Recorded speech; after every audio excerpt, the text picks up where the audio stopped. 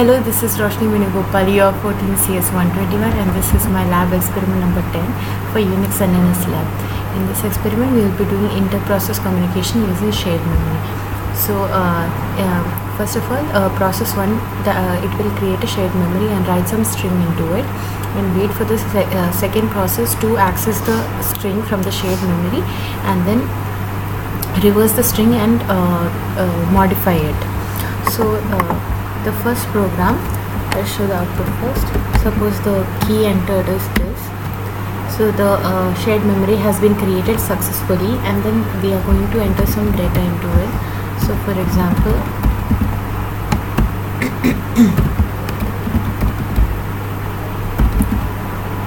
this is my string, and then now it is waiting for the second process to execute.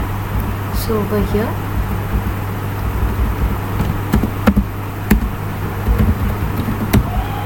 the same key has to be entered so that the second process will get the same shared memory. And over here, as soon as the shared memory key has been entered, it will execute the program.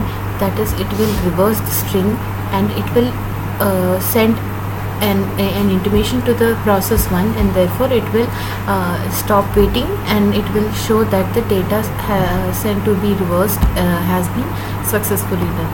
So first I will show the program for this. So in this program, I have included a set of libraries, and then first we will be taking input from the user for the key and storing it in key, and then over here SHM ID.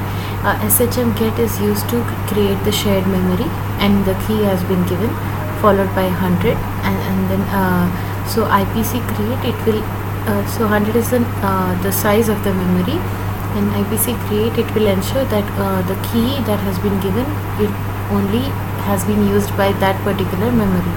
And then these are the permission, the rights that are given to the user, the group user, and the other users. So 0 is the actual value, 7 is for read, write and execute, 6 is for read and write, and 4 is for read.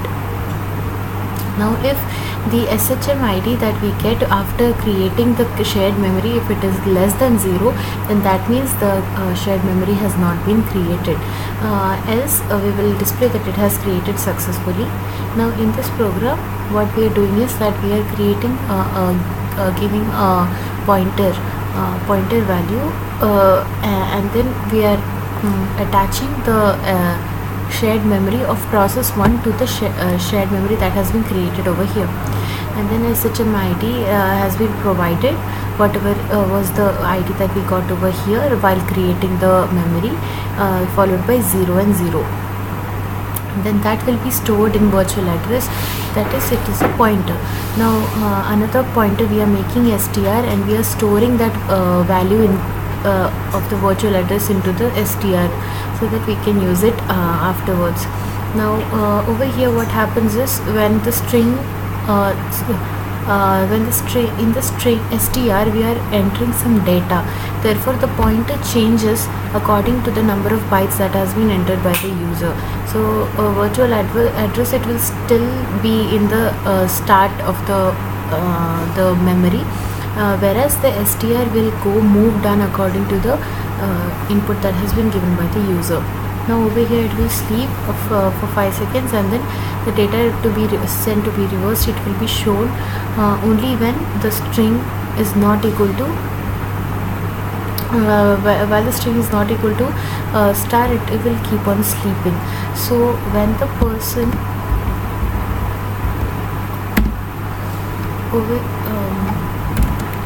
over here in the second program, when the person enters the simple star for the value str, that is when this will stop getting executed.